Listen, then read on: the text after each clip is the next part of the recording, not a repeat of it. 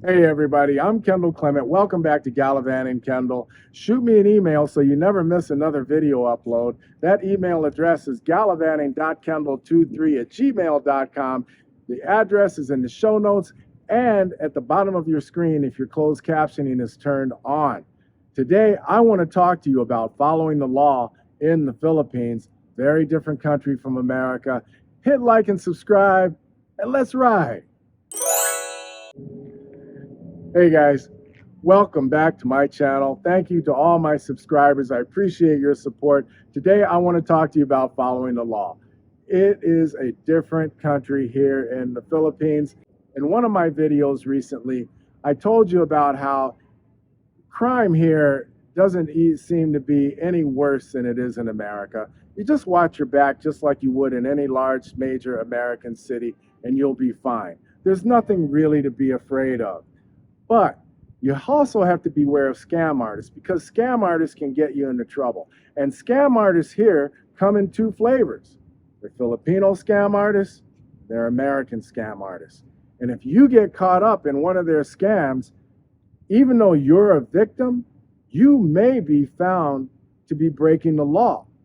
You may find yourself guilty of fraud, even though you trusted this person to get you into a legitimate business deal. And both Filipinos will try to get you into something that is a little bit shady, as well as Americans. There are Americans here who are trash talkers and who are looking to take advantage of people, and they think they're helping, but they're not because they don't know the law. And you need to be careful. You need to watch yourself. If you find yourself getting involved in a business deal with somebody here in the Philippines, get your own lawyer.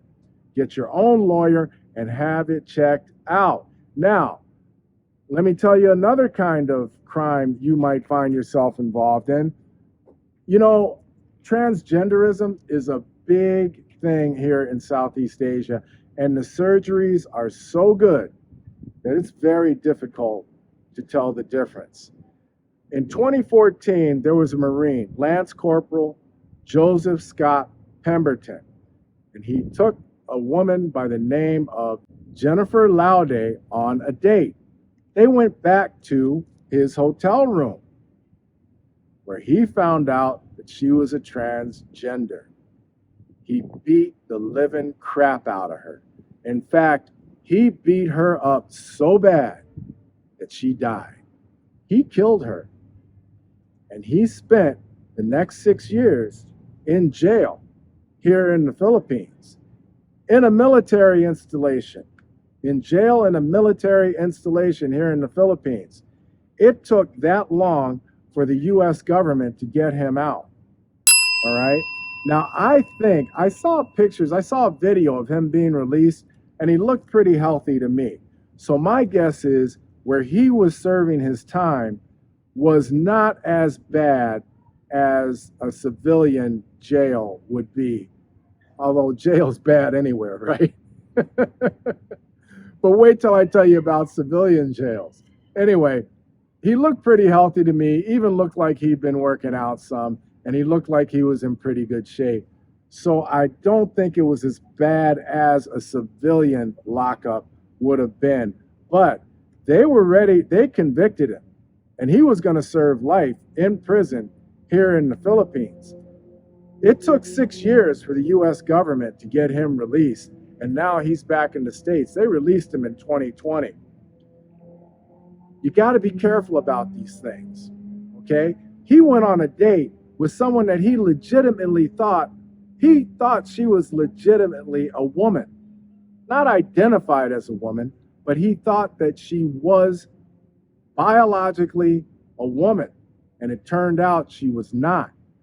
And he lost his temper. He lost his mind, and he beat the crap out of her. He beat her to death in the hotel room and wound up spending 6 years in prison here. You don't want to go to jail here in the Philippines. Here's what can happen if you go to jail, you get arrested here in the Philippines. First of all, for the first week, you have very little contact with the outside world. I think you can make a phone call, maybe.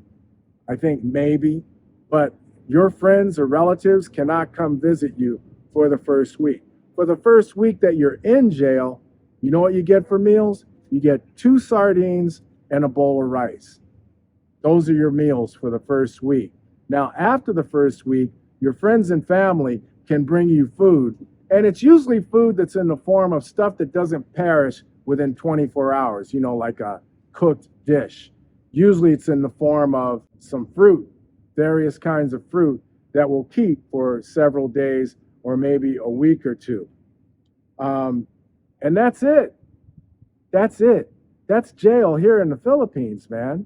You do not want to go to, I mean, look, I've been to jail like 3 times and I spent the night. I never did anything serious enough.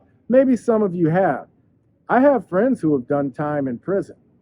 I haven't. I only spent the night like 3 nights in jail in my entire life. And it wasn't that bad. At least you got a peanut butter sandwich or the equivalent of a McDonald's breakfast, okay?